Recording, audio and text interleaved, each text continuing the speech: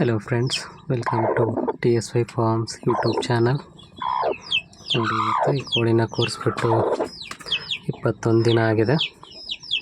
So ಮರಿಗಳೆಲ್ಲ ಒಂದೊಂದಾಗಿ ಆಚೆ ಬರ್ತಾ ಇದ್ದಾವೆ ಆಗಲೇ. ನೋಡಿ, ಇದು ತುಂಬ ಸ್ಟ್ರಾಂಗ್ ಇದೆ. ಇದು ಮದರು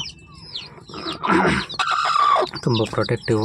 ಸೊ ಈ ಥರ ಇರೋ ಮರಿಗಳು, ಈ ಥರ ಇರೋ ಕೋಳಿಗಳು ಮರಿಗಳನ್ನ ತುಂಬ ಚೆನ್ನಾಗಿ ಕಾಪಾಡ್ಕೊಳ್ಳುತ್ತೆ.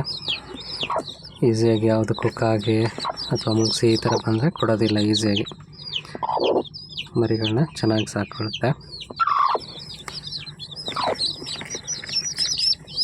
ನೋಡ್ಬೋದು, ಮರಿಗಳು ಒಳ್ಳೆ ಚೆನ್ನಾಗಿ ಸೈಜ್ ಕೂಡ ಇದೆ.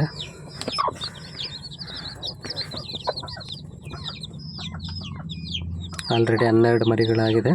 ಇನ್ನು ಮೊಟ್ಟೆಗಳಲ್ಲಿಂದ ಒಂದೊಂದಾಗಿ ಬರ್ತಾ ಇದ್ದಾವೆ ಮರಿಗಳು. ನೋಡಿ ಎಷ್ಟು ಜೋರಿದೆ. ತುಂಬ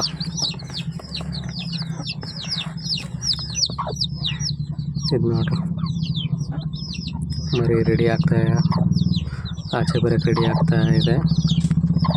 ಇವತ್ತು ಸಾಯಂಕಾಲದೊಳಗೆ ಇದು ಆಚೆ ಬಂದುಬಿಡುತ್ತೆ.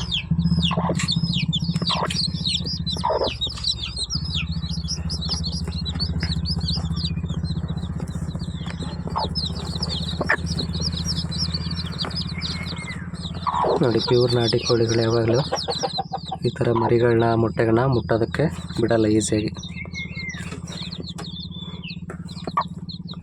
ತುಂಬ ಜೋರಾಗಿ ಕುಕ್ಕಾಗೋದಕ್ಕೆ ಬರುತ್ತವೆ.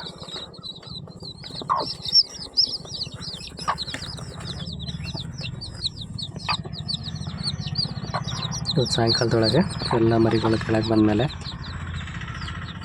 ಇದನ್ನ ಕೆಳಗೆ ಇಳಿಸ್ಬಿಟ್ಟು ಇದಕ್ಕೆ ಕಾಳು, ನೀರಲ್ಲಿ ನಮ್ಮ ನ್ಯಾಚುರಲ್ ಆಗಿಯೇ ಸೊಪ್ಪಿನ ಕಷಾಯ ಮಾಡಿ ಕೊಡಿಸ್ತೀವಿ. ಅದನ್ನು ಬಿಟ್ಟು ಬೇರೆ ಯಾವುದೇ ರೀತಿ ವ್ಯಾಕ್ಸಿನ್ ಆಗಲಿ ಏನೂ ಇಲ್ಲದೆ ಇದ್ದರೂ ಕೂಡ ಈ ಕಷಾಯ ಇದೆಲ್ಲ ಕೊಡೋದ್ರಿಂದ ಯಾವುದೇ ರೀತಿ ರೋಗ ಅದೆಲ್ಲ ಏನೂ ಬರೋದಿಲ್ಲ. ಇದೆಲ್ಲನೂ ಅವಾಯ್ಡ್ ಆಗುತ್ತೆ.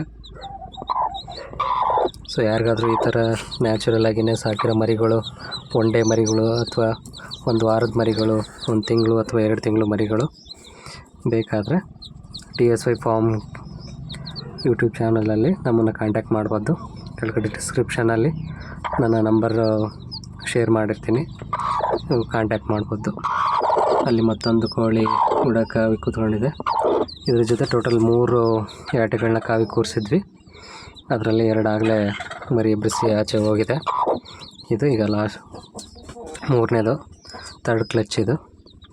ಇದನ್ನು ಕೂಡ ನಾಳೆ ಕೆಳಗಡೆ ಇಳಿಸ್ಬೇಕು. ಇದರಲ್ಲಿ ಇವು ಕೂಡ ಎಲ್ಲ ಮೊಟ್ಟೆ ಇಟ್ಟು ಕಾವಿ ಕೂತ್ಕೊಂಡಿದ್ದಾವೆ. ಇಲ್ಲಿ ಒಂದು ಬ್ಯಾಚು, ಮತ್ತು ಈ ಕಡೆ ಒಂದು ಬ್ಯಾಚು, ಇವೆಲ್ಲ ನೋಡ್ಬೋದು.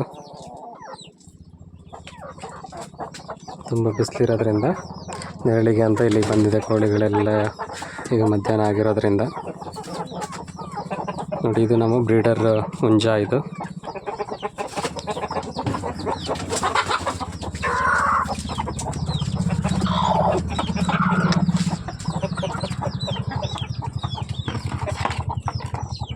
ತಾಯಿ ಕೋಳಿಗಳಾಗಲಿ ಮೊಟ್ಟೆಗಳಿಗಾಗಲಿ ಮರಿಗಳು ಬೇಕಾಗಿದ್ದರೆ ಕಾಂಟ್ಯಾಕ್ಟ್ ಮಾಡ್ಬೋದು TSY ಫಾರ್ಮ್ಸಲ್ಲಿ.